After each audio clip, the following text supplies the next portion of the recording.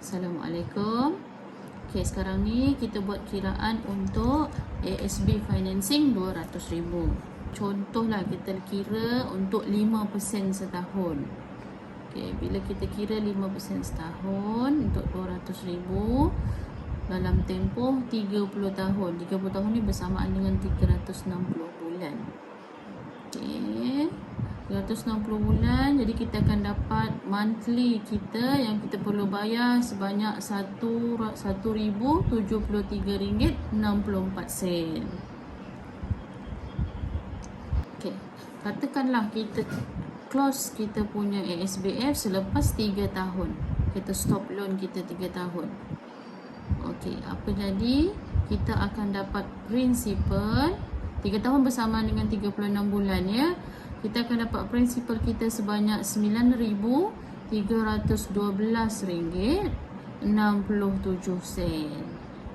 Okey, 9,312 ni principal. Tahu tak apa tu principal? Okey, principal ni ialah jumlah loan yang kita dah buat tu tolak dengan baki loan kita semasa, baki loan semasa. Okey, manakala interest kita ialah sebanyak RM29,338.37. Interest ni adalah keuntungan pihak bank. Interest yang dikenakan oleh pihak bank. Selepas 3 tahun, baki pinjaman kita ialah sebanyak RM109,687.33. Jadi mari kita jumlahkan bayaran setahun kita, iaitu RM1,074 kita bundakan darab dengan 12 bulan bersamaan dengan RM12,888. Okey, katakanlah dividen yang kita terima sebanyak, okey, mari kita kira, katakanlah dividen yang kita terima sebanyak 7% setahun. Jadi 200,000 tadi jumlah pinjaman kita darab dengan 7% bersamaan dengan 14,000. Okey. 14,000 ni yang kita dapat tadi dividen kita gunakan untuk bayar setahun terus. Okey. Bila kita tolak 14,000 tolak dengan 12,888, bayaran setahun kita tadi bersamaan dengan RM1,112. Okey, kita ada lebihan dividen sebanyak RM1,112.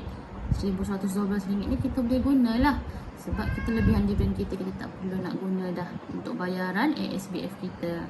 Jadi untuk 2 tahun lebihan dividen RM1,112 tambah dengan RM1,112, kita ada sebanyak RM2,224 lebihan dividen. Okey, ini yang pertama kita dapat. Yang kedua, kita akan dapat adalah principal yang kita kira mula-mula tadi. Okey, principal sebanyak RM9,312. Okey, dan pada tahun ketiga kita akan dapat dividen terakhir. Dividen tahun akhir. Sebab tahun akhir ni kita dapat, kita tak perlu bayar dah pada tahun seterusnya. Tahun ketiga tu kita dah stop loan kita. Jadi tahun keempat dan seterusnya kita tak perlu bayar dah. Jadi tahun ketiga tu adalah dividen terakhir kita. So kita akan jumlahkan keseluruhannya, iaitu lebihan dividen sebanyak RM2,224, principal kita RM9,312 dan dividen terakhir iaitu RM14,000.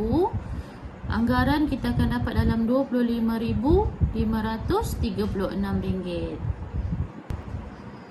Jadi sekarang kita tengok keuntungan kita, yang mana jumlah kita dapat tadi RM25,536 tolak dengan jumlah bayaran kita tadi setahun RM12,888.